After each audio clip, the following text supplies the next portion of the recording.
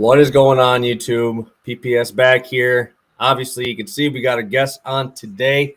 VMoneySports deciding to pop on with us this morning to drop some MLB spots for us today. How you been, man? It's been a little bit. I've been good, guys. Just getting my feet back underneath me in baseball. NBA playoffs has been going good. It's been some amazing games. Wishing the Bucks would have swept my Bulls, but I guess we'll take a series spread hedge win. I guess. Yeah, man, they look good. They look good. It's kind of scary how good they look without Middleton, and now Caruso and possibly Levine out tonight. That could be an absolute bloodbath. Yeah, it's over. I almost wore my Bulls gear on here, but then I was like, you know what? I'd rather wear Pirates gear at this point over Bulls. Are you going against my Brewers then too? If you're repping the Pirates, going against my Brewers there.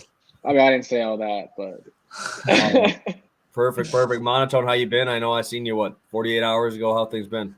Yeah, same old, right? Keeping up with, like you said, got multiple sports. Now we got NFL draft, which is personally one of my favorite times of the year. Even though it's a kind of weird draft this year, I still think there'll be some time, plenty of opportunity to make money. So I'm excited to talk about it today.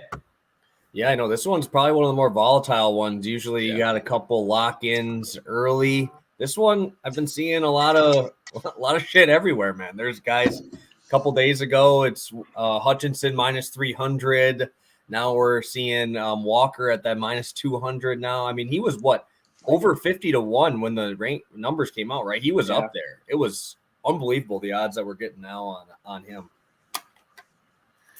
Yeah, pretty wild. I did have, a couple of the sources that I have did say that Walker is definitely going number one. I don't know if you guys want to hop in the NFL draft talk right away.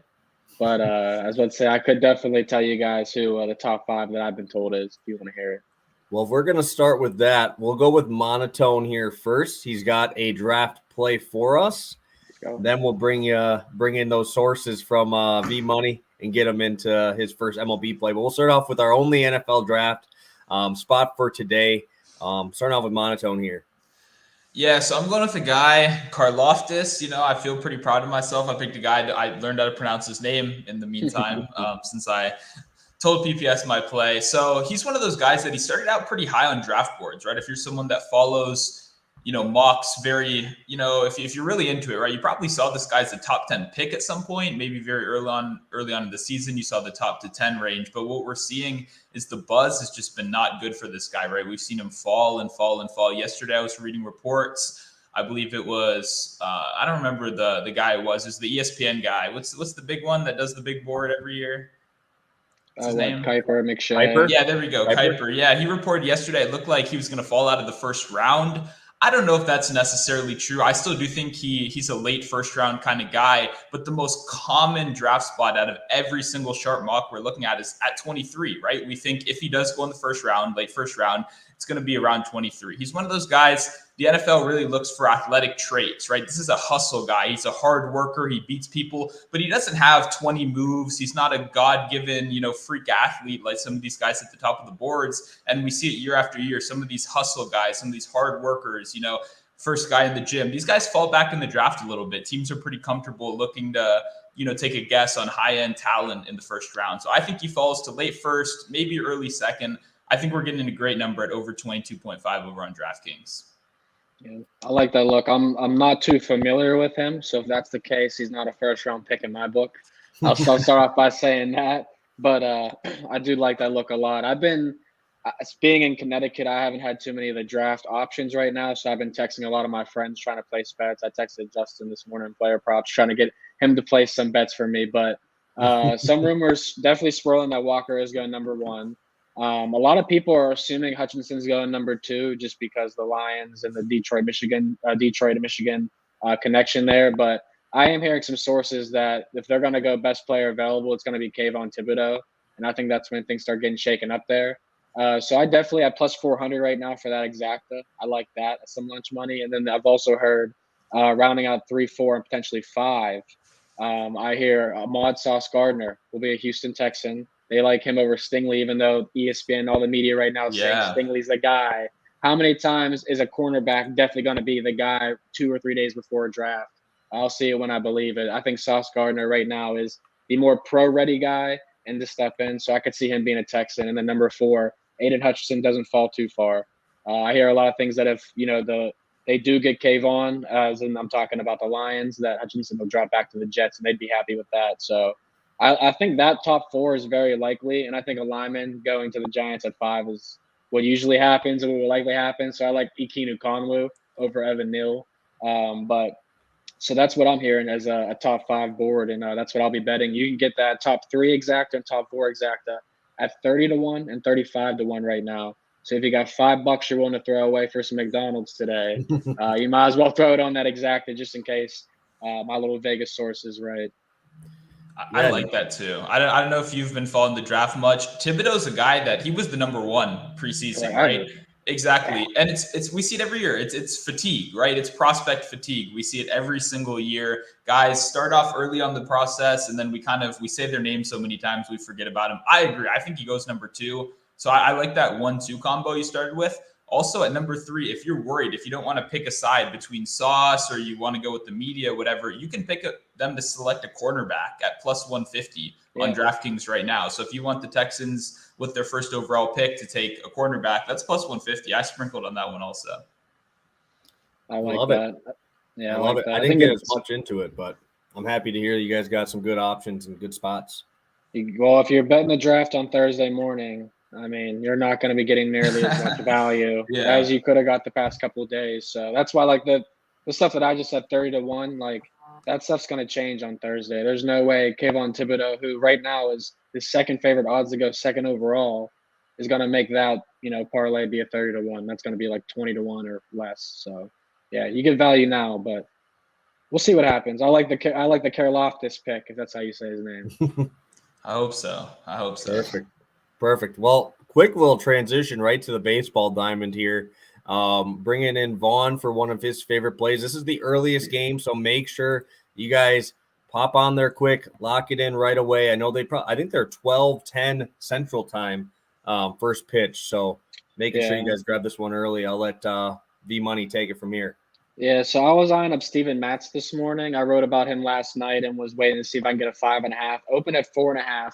Him and Carrasco both in this game, and they both moved up. If you look at Matz in the last 9 games, he's had 5 or 6 Ks in all those 9 games. So that might scare people on this bet, but this is his second time going against his former Mets team.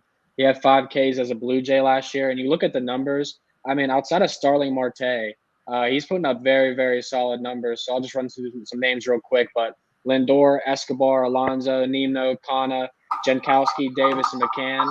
Those guys have 5 combined Ks over 29 plate appearances with 3 walks and 8 hits. So they hit more than they K against him. In this spot, honestly, the Mets, a team that I'm not going to say much great things about for the most part up until this season, they've been solid with the strikeout numbers. 16 out of 18 starting pitchers went under 5.5 Ks. So we got a 90% hit rate. And the only left-hander that went over was Carlos Rodon. And obviously Rodon's a notch above Steven Matz. So let's go with under Steven Matz, kick our day off with a nice sweat.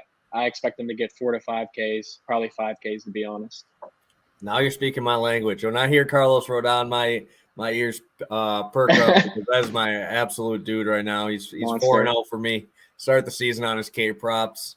I have that was my futures bet of the year was him to Cy Young, win in strikeouts, and to lead the NL in wins. They all look great. We just need him to keep throwing that ball by some guys. He's got the Dodgers next time out, so I'm kind of nervous, but we'll see how they'll swing and miss though. Swing and miss though. Oh, for sure. And that was probably the best transition I've ever had, and I never actually tried to do that one. So I'm going right to the Dodgers, and I'm going Julio Urias. Under 4.5 hits allowed. This is on DraftKings at -115. Diamondback matchup here. Obviously, the Diamondbacks in stunning fashion last night. I think the Dodgers closed at -300. I was watching that game late. David Peralta takes Garrettall, I think it is, 100-mile-an-hour hurler deep. So obviously bringing in your number 1 here to start off this one in the last game of the series. Obviously they're splitting in the series right now. Obviously the Dodgers want to take this one. Urias has actually been very, very good to start the season. Only a 150 batting average against his 4-seam this year, which is actually stunning I've not seen a four-seam fastball look like that since probably Peralta or Rodon. So that's how good his fastball has been, only at 92 to 93 miles an hour there. Curveball obviously is his bread and butter. Going against this Diamondbacks team, they struggle. Obviously, there's not much more else I have to really say if you look into their numbers here. But if you're going off just Julio Urias, his last 5 starts last year only allowed more than 5 hits one time, and that was to the Braves. So he hit that in 4 or 5 to end last year. He's hit it in 2 of 3 this year. And the only one that got more than 5 was his first outing against Colorado in Coors. Yep. So, I mean, that is a very, very tough matchup for any pitcher here. And so he's hitting his last 2. And I also like, as much as this sounds bad, I like that he is walking guys. I like that when I'm taking a hits allowed. His walk rate is up 4% this year. I love that. That obviously doesn't count for a hit. So I'll take that if it gets to a 3-1 count, hitter count. He has no problem walking guys. If it's like Corbin Burns, he's going to be in the zone. Guys like that are going to be in the zone. I'm okay with a walk here. Julio Urias also has one of the best pickoff moves in the MLB, but he doesn't care if a guy's on first base. He'll just get you right off of it. So I love Julio Urias here. Stunning matchup. Best one you could probably have. Diamondbacks are really ranking in the bottom of almost every statistical hitting category this year, and you're going up against Urias throwing the ball well in his last 2 outings. Sign me up. Under 4.5 hits, minus 115 on DK.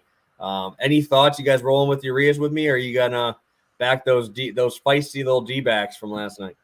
Yeah, no, comparing the matchups, I think is where, you sold that really well without even talking about just how terrible the Diamondbacks are, right? Like, you didn't go into detail comparing the Rockies, the one team we hit it against, second best batting average in the league, to the Diamondbacks. I mean, I just had a series, my Nationals, against the Diamondbacks, and they made our 23-year-old AA pitchers look like a legitimate staff out there. So a guy like Urias, like you said, with the underlying stats on his fastball this year, he should have no problem taking care of a pretty lackluster starting lineup the Diamondbacks are going to be throwing out.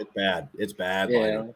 Yeah. I've been just sticking to unders primarily in baseball. They've been better for me than the overs. I keep getting hooked when I bet overs.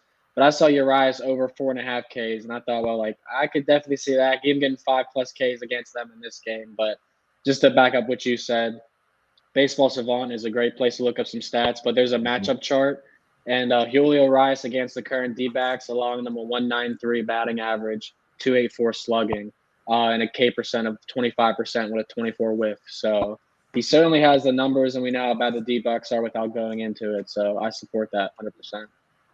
I love it. All right. We're going into a segment. I don't think Vaughn's been a part of this segment yet since we started it. We go over to Pickett Sports.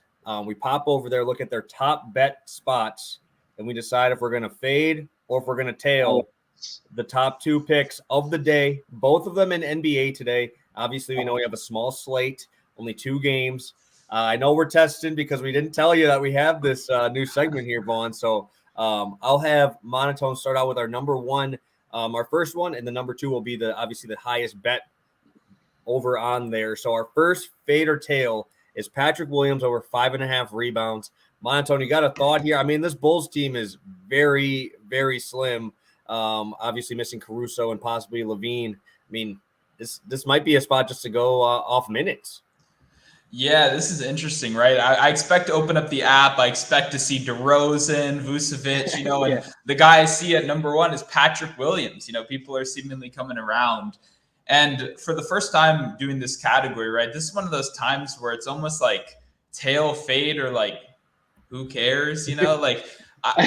For me, what's most important with playoff betting is having secure minutes, really knowing the guy's going to be out there. The coach wants to put him in the game. They have a plan for him. Patrick Williams you're a Bulls fan, Vaughn. You can tell me a little bit more about this, but I haven't seen that out there. I don't see one thing he necessarily does that stands out for the team, one thing that sets him apart. He had a good game last game. He's going to benefit from these guys being out on minutes. I think he probably gets 6 rebounds, but there's nothing in my gut telling me I need to bet this. So for that reason, I'll fade. I think this could go either way, personally. This could certainly go either way, personally. I mean, this was definitely the last player I expected to see on this list, but it does make sense from a public standpoint because, I expected us to see some Grayson Allen or Pat Connaughton action more than Patrick It's not Williams. up yet. That's why. That's Yeah, why no, we're yeah. waiting. Yeah. I just I went on BetQL this morning and they were like saying, what do you got? And I said, I'm waiting for the two moneymakers. But yeah, Pat Williams, 10 rebounds in the last game. Looking over his numbers, he's had like around 12 rebound chances per game in the last 3. I'm gonna pull up his last game in particular because when guys grab like 80-90% of the rebounds in their last game, that's something I like to fade because I'm not really a part of that. So looks like he grabbed 10 out of 15 rebound chances, which is 66%. Chances he does 66% again, less than likely, or grabbing 15 rebounds in general. So I would probably fade this. I wouldn't be the most confident person saying Patrick Williams is going to get 6+ rebounds. He did get 4 when he played 30 minutes before his 10 rebound game. So I guess I would fade. Yeah, I'm not a huge guy on taking rebounds against the Bucks. I haven't really been doing that just because Giannis is an absolute just vacuum down there now. Portis is playing quite a bit, and you're bringing Brook Lopez down there. So there's so many bigs down there. Not many offensive rebound chances for these guys. And honestly, I get Williams will have the minutes, but he started this series out like 1 for 10 from 3. Really didn't do much there, so I could definitely see like the Dosunmu getting the more minutes there, and maybe Patrick Williams stays around that same amount that he's been playing. Obviously, because Caruso and another guard and Levine are the possible guys out here. So obviously they're going to have to deal with the size of the Bucks. And if Williams is with Portis and he's guarding Portis or Brook Lopez, both those guys are not straight post guys. They're going to be out in the 3-point line, right? That's all they do. Like Brook Lopez, I would like this series has been the most I've ever seen him post up. And he probably only does it like 4 times a game because this dude literally just sits on the 3-point line. So tough to grab rebounds against the Bucks, especially with their bigs, because Giannis is the guy who's grabbing the most rebounds for him. All right, Vaughn, I'll let you start off. This is, I think, the most bet play over on Pickett there. All right. Klay Thompson over 23.5 points. Where are we thinking? We got Denver here. They can close out the series. It's funny. I have I have a good connection with the prop community, and one of the guys that I built a good connection with gave this prop out in his Slack channel last night. I saw, and I was like, that's pretty interesting. So I looked into it, and I was like, I do like that play. That's something I think I could get down with tailing. The fact that it's the most, one of the most bet plays. I don't know if he's a cause for that or if that's because of, everyone's on him now. But Klay Thompson certainly stepped it up a lot. I'm only sticking to 1 NBA prop a day, and I was going to fade Klay Thompson, I'm thinking, but on his rebounds and assist line, under 5.5 was like a potential play of mine because I thought, well, Klay could go off for 25-30 at this point in the season, the closeout game. So that's one I actually would tell. The fact that it's one of the most bet scares me, but I would tell that bet. I think it's a strong one. Yeah, for me personally, I woke up this morning, I opened DraftKings, and the first thing I saw when I wrote my article was Steph Curry's line was only 27.5. And I looked at that and I was just like, this is an incorrect number. I think despite whether he's coming off the bench, whatever he's doing, he's one of the best players there is. There's no minutes limit anymore. So I'm on Seth Curry today. And so I don't feel great playing 2 points back to back. It's weird. Both of our Taylor fades today. Like I think Patrick Williams could have 6 rebounds. I'm not advocating against it. Just like I think Klay could have 24 points tonight, but I do have a stronger lean about a guy like Seth Curry. So for that reason, I'm going to be going back to back fades on the public plays. And yeah, we'll see how it goes. I like that fade. I like the fade too. I think that's the side I would definitely lean in this one. Let's pop over. We got some questions in here. Let's go. Any thoughts on Quay Walker in the first round? That is one of you two. Whichever one of you guys wants to take that one. Yeah, I can go real quick. That's one we're seeing a little bit more buzz recently. He's a late riser, right? That's always something you want to keep an eye on. The problem is for me with these kind of late riser guys, picking guys at non-premium positions is kind of tough for me. So he's a linebacker. This isn't necessarily the strongest linebacker, draft we've had in a long time. I think he does go in the late first round. I think that's most likely. But those odds were, plus 200 yesterday, maybe plus 250. I think they're down to like plus 100 now. So I'm kind of worried that the value isn't there as much. Him being a linebacker scares me a little bit, but I do think he sneaks his way into the late first if you can get some good plus money on that. Yeah, I'm actually, so if you guys haven't heard of him, I'm sure you guys may have, but the people watching, a great follow for any draft information is the Vegas Refund on Twitter. He's a guy I connected with last year in the NBA draft, and I mean, we both had outstanding drafts. And so far in the NFL, he has a lot of picks out, but if you follow him and you subscribe and stuff, or you hit him up for his Google Sheets, which he has pinned, you can find out. He basically mocks across like every person's average draft position for the experts mocks and consensus and stuff. And this guy, Quay Walker, opened at 43.5 and is down to 34.5, 32.5 for most books. So you're not getting great value betting on that right now, but it is showing that most places right now are pinning him as one of the last picks in the first round. So to your degree, most experts are thinking that, but not as much value betting unless you're getting plus 100 or better. Perfect. Dan telling us that he's gonna have to go across the border to get those picks. That's a grind right there. I love to see it. I feel you. I was about to book a bus ride to New Jersey or something, like a 6-hour trip. I was like, bro, I need to place these bets. Got to get them. Yeah, but don't thank me unless they win, because you don't have to thank me until then. Dan's one of the biggest fans of the show. He also said he's laddering Holiday today. I will never say that's a bad thing. His threes, I love to see that. Yeah. Any thoughts from you guys on the Dodgers? I'm going to lean the over just because they lost yesterday. I understand Gallen has been throwing absolutely fantastic. But if you looked at yesterday, they also threw all of their best bullpen arms yesterday to try to get the win, right? They threw Kennedy, they threw Melanson. I wouldn't be surprised to see those guys pretty close to maybe sitting this one out. I know Kennedy had pretty high stress pitches last night. And usually on the back-to-back days for bullpen guys usually aren't the best, especially when they're already not really the best. So I would lean the over 4.5. I would also like to see what lineup comes out for the Dodgers coming off of a night game to a start of a day game here. Might not see Will Smith in the lineup, which obviously hurts seeing as he had every single RBI last night and a home run in the first game. So that would obviously be something I'd like to look at. Do you guys have any thoughts on Dodgers at all?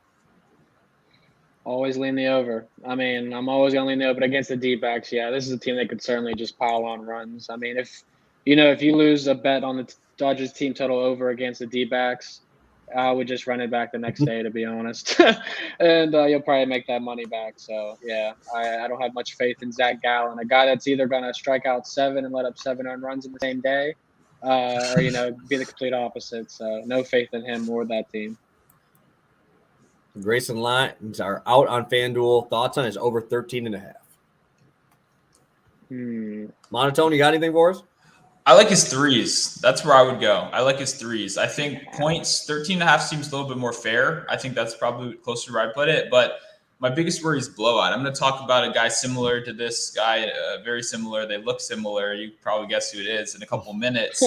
But this comment is exactly what worries me. Is that I'm very worried about the Bulls in this game. But I do like Grayson. Just to keep it short, I'll go a little bit more as we go. But I do like Grayson today. Yeah, perfect transition. Yeah. Thank you, Ben. We're going to bring you right into Monotone. Second play here. Bringing in one of my favorite guys on the Bucks for sure. Yep. So, this one came out about 15 minutes before we went live, so got to adapt on the fly, obviously. Connaughton's been someone, he didn't hit this in his last game without Middleton, right? But we know the opportunity is going to be there. They were blowing out the Bulls. He went, I believe, 1 for 3 from beyond the arc, only played about 28 minutes. In a competitive game, which I would hope this is. I have my fingers crossed. He should get plenty of opportunity. But even just looking at the stats, both him and Grayson Allen, who was asked about a second ago, absolutely ball out without Middleton in the lineup, right? They're bringing in, they have this rotation of 3 guys. They got Wesley Matthews, Grayson Allen, and Pat Connaughton. They pretty much just sub them in and use them as versatile defenders, but also as their stretch players, So Connaughton, 2 threes. It's minus 150 on Caesars. So what I went ahead and I played that as a straight just to get some security, but I played it with the Bucks money line because I do think the Bucks are going to win this game. and I played that for -115. And then I also played him, Pat Connaughton, to have 2 threes, and then him to also grab 3 rebounds, because we do see his rebound production. He's a good guard, yeah. Yeah, exactly. So he has 3+ rebounds in every game this series already, but we've seen a definitive spike the last 2 games. No Middleton. When he sees increased minutes, he should see increased rebounds. That's +105. So 2 threes and 3 rebounds is +105. I like all those spots. I think Connaughton has a good game today. Yeah. I ain't going to argue. Yeah, I like that too. I like both, like Connaughton and Grayson Allen, definitely in their overs in general. I was looking at Giannis's points, rebounds, assists of 54.5, and I was leaning the under really hard on that. The fact that he's not going to have to, have that 33 point, 17 rebound, 5 assist game or whatever, because he has Grayson and Pat Connaughton to step up guys like that, and Bobby Portis, who definitely wants to send the Bulls home, being sent away from the Bulls. He's going to be playing pretty hard tonight, so. Yeah, I like that a lot. The only other angle I had for this game kind of was Bulls team total under 102.5, because that's probably the only other dynamic play besides taking the Bucks first half or full game spread. Bulls are probably going to be, sent home by halftime. I like whoever had that comment. I agree. It's over for the Bulls by halftime. Perfect. I believe that's our last NBA play there of the day. So if you guys have any more NBA questions as you want, drop them in the chat. We got 2 MLB ones coming here for you. And we'll start out Vaughn's second play, some plus money here. I believe you just dropped this one on Twitter there. No. Yeah, I was a little late to the show because prop bet guy, shout out to Doug, hit me up and was like, I think this is going to be our play. And he owes me from yesterday because I sent him Jordan Lyles under and Brandon Woolworth's under. And I said, these are our winners. Which one do you like? And he said, neither. And I said, damn, that hurts. But they both won, and we move on to today. And I think Drew was a great play because I had that written in my notes tonight too, last night as a potential play. He's just not a strikeout guy. I mean, anyone that's watched him pitch, he rarely ever hits 3 strikeouts. I mean, he's at 3 or less in 10 of his last 13 starts. He doesn't ever exceed 5 innings pitched. He's more of an opener than an actual starting pitcher. And the Rays kind of let him extend him because they trust him. But if you look at what the Mariners have done this season, they've been a surprise team. I know they were great. They finished pretty well last season, almost made the postseason. They're a team to watch this year. But looking over their starting pitchers, I mean, none of these guys, man. Everyone's hitting 4 or less strikeouts against them. If you're asking me, Rasmussen hit 4 or more, I can't do that against this team. So, I'm going to continue just to fade him. And, you just run down his list of all his games, and it's so many 2s and 3s, and it just makes me smile because I'm looking at him right now. And it's just, it's out to -115, -125 on some books after we gave it out. I still think that's playable, but definitely would not want to play him after -150. It's not like he's a Zach Greinke or a Mad Bum per se, but he's definitely a guy that's, looking for ground balls and flyouts. Yeah. My only comment was he was a much better strikeout guy when he was in the pen. When he was coming out the pen, he was throwing upper 9s, had a hammer, did very, very well. Obviously, this guy's a former Brewer, so I'm pretty familiar with him. And as a starter, he's more around the 94 to 96. Obviously, quite a big difference from his 96 to 98 days as a reliever. So I always like taking the unders on guys with the velos down here. Mariners looked fantastic last night, hit the hell out of the ball. And I wouldn't be surprised to see that happen today as well. That's right. Perfect. And I am on an under too. I do a lot more overs in strikeouts. I do. I'm a guy who likes to take it that way, especially with Carlos Rodon, right? Especially with him. We'll be rolling with Pablo Lopez under 5.5 strikeouts. Yes, I am backing Mono's team here, back in the Nationals to just not strike out. I don't care if they get shut out. Just don't strike out. All right. Honestly, these guys have actually been very, very good versus lefties this year. Only 31 strikeouts and 164 at-bats.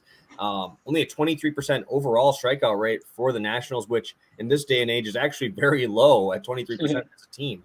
And then if you look into Pablo Lopez a little bit deeper, much, much better at home, much, much better against right-handed bats for strikeouts. If you go into last year alone, he had a 34% K rate versus righties and only a 21% against lefties.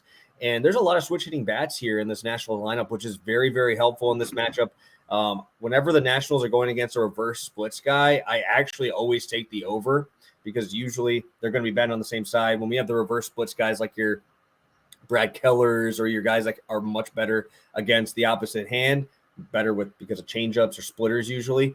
That's the guys I usually like to fade the Nationals with. But with Lopez, he is the traditional, I'm better against righties as a right-handed pitcher.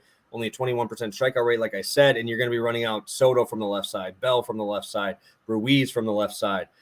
Cesar Hernandez, I believe, is a switch hitter as well. And I believe, actually, no, LCDs has just been terrible this year. I'm sorry, you guys got it. He's been an absolute bum. Since he's definitely hurt my feelings a couple times this year. Yeah, he's bad. And then I believe there's one more that I'm not remembering. I think I had like 5 or 6 left-handed Ben bats. Thomas probably going to be starting outfield over Victor. That's okay. Another that one. Definitely that helps as well. Yeah, so that's Victor Robles has 5 Ks and 13 plate appearances against Lopez, so he should absolutely be out of the lineup today. Yeah, well, hopefully, and if he goes in, hopefully I'm getting a 6.5 then if he is in that lineup. But I really like this spot. This is one of my favorite spots of the day, at least so far. And I just don't know if I see 6 Ks coming here from a lineup that's already hard to strike out. A lot more lefties that he struggles to strike out, and he's worse on the road.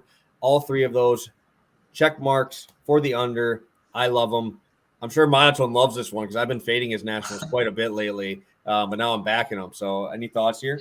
Yeah, no, I do the emotional hedge all the time. So I'm very used to betting against my team, and I agree with what you said a lot too. We're not a great team, right? But like you said, we don't strike out as much as some of these other bad teams. I also remembered another lefty, Yadiel, has been playing really well. That's who it was, Hernandez, right? Yep, Hernandez. He's been playing very well recently. He's gotten most of our hits over these last couple games. So I expect a very left-handed lineup kind of going into what you were saying. So I definitely support this one. My biggest issue always is, even if you're not a K guy, you can get Ks against us depending on how deep you make it in the game. So if we can force him out, 6 innings, 5 innings, 5 2/3, something like that, that would be nice. But we are seeing guys start to get some quality starts against us and really rack them. I think Logan Webb's a good example, not known for his strikeout stuff, but he just kind of beat our asses so bad we struck out like 7 times. So that's my only concern, but I do see this one going pretty well today.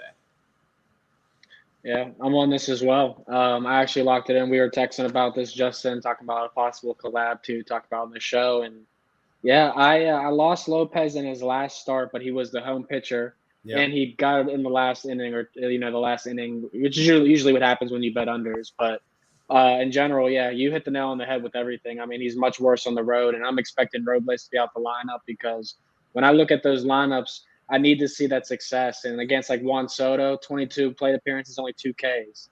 He's not striking out Soto, okay? Miguel Franco also has decent numbers. If he's not striking out, that's looking good because Josh Bell's hitting well. When Hernandez brings it, they're a better team. And I've been riding the Nationals, and they're just a team like the Pirates in general. They're not going to win many games, but they're also not going to strike out 7-8 times to the starting pitcher. So, yeah, I locked in Pablo Lopez as well. And like I said, if you're down with the collab play for this, I'm all on it because if Sandy Alcantara only gets 5 Ks in 6 innings, that's going to be rough sledding because Logan Webb, 6 Ks in 6.2, Alex Wood, 5 Ks in 5. Pablo Lopez is probably going to have to put in 6 innings of work or double dip on somebody. So, yeah, I like the under here as well. And I got it at 130 today. Yeah, if any of you guys want a little bit of a sprinkle too, I'm going to be on Juan Soto home run here. I'm also going to probably be sprinkling on Josh Bell total bases as well. So those are going to be 2 spots I'm going to plus money. He just looks good. He looks comfortable at the plate. Almost looks like Pirates Josh Bell when he always kept killing the Brewers. He was a Brewer killer when he was in that uniform. So I'll probably be on the total bases, probably on the Juan Soto homers. They've been giving me crazy lines on Juan Soto home runs. It's like over plus 300. Like he should be sitting at Mike Trout numbers. I've been grabbing Trout every day at total bases to score a run. He's going to be in my thing today. Dude has been on a absolute heater lately. Yeah, he's picked it up. And I was going to say, Monotone, since you're the Nats, I don't know if you've noticed it, but beginning of the year, the umps were very unfair to Soto. They were calling a lot of strikeouts on him that were not strikes at all. And it was against some bad, like the Pirates series. He played like, the Zach Thompsons, the Mitch Kellers, and they were calling strikeouts on Juan Soto. And it's like, bro, what world do you live in? Juan Soto's not getting struck out looking to Zach Thompson or a Mitch Keller. Yeah. But, yeah, he's definitely picked it up lately. He looks a lot better, more comfortable. Perfect. 100%. Perfect. Yeah, let's run through our quick recap. We're right at about that 35 minutes. We'll get about 5 minutes more in here. Obviously, you can tell we put the ticker on the bottom. That is all of our plays, all 6 of our plays for today. If you guys could drop some more comments in there if you have any more questions while we're doing the recap, and we'll get to them at the end. So we will start out with Monotone's plays here for today. Yeah, we started off in the NFL draft, a little bit different, but we're going George Karlaftis over 22.5 draft position. You can find that over on DraftKings. Next up, we got Pat Connaughton to have 2+3s. You can play it as a straight at -150. I also played it with their money line, the Bucks money line at -115, and him to grab 3 rebounds at +105. And we'll while you're going on yours, we'll do our fade or tail. I believe you were on the tailing of this one, correct? Me? I said I'm going to fade it. I'm kind of indifferent. But, yeah, I think it was fades all around, right? I think so. I think every one of us did. Yeah, fades all around for Pat. And then the Klay Thompson over 23.5. I don't remember, Monta. What did you have for this one? Another fade for me. Yeah, another under for me. It looks like Vaughn is the dissenting opinion right here, giving a little bit of hope to the public, right? Yeah, like I said, I'm in a Slack channel of another big capper, and if I'm out here saying Klay's going under, he might be a little annoyed. So I'll ride my boy. I think he might be the reason why everyone's betting Klay. Perfect.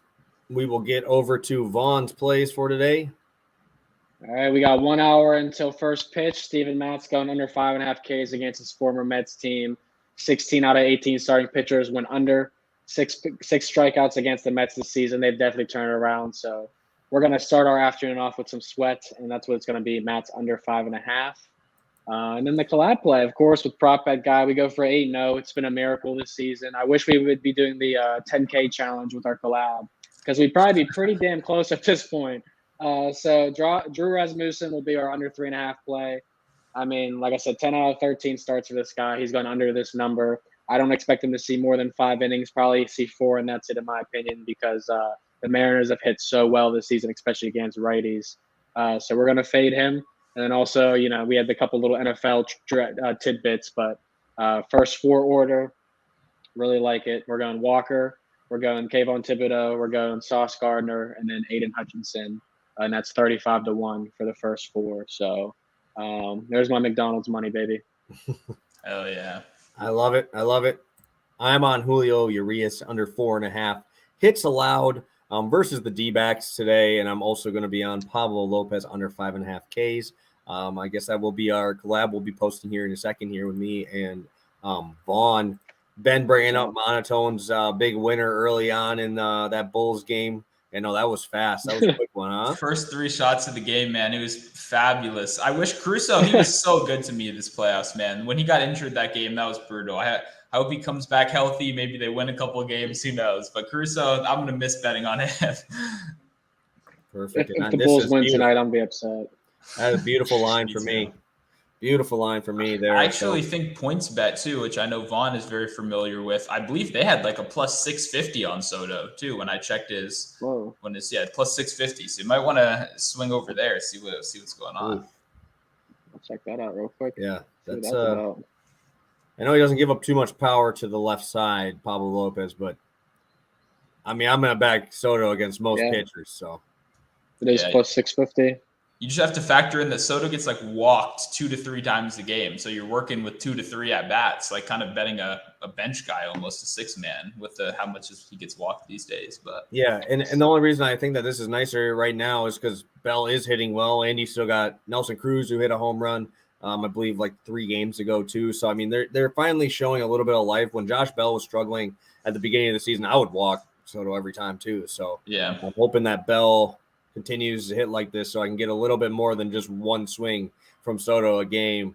Yeah, that was unfortunate. I was on his total basis quite a bit, and he was always going under because of the walks. But all right, guys, we're to the end. You guys have anything for the people here? I'll start out with you, V Money. You got anything for the people before we head on out?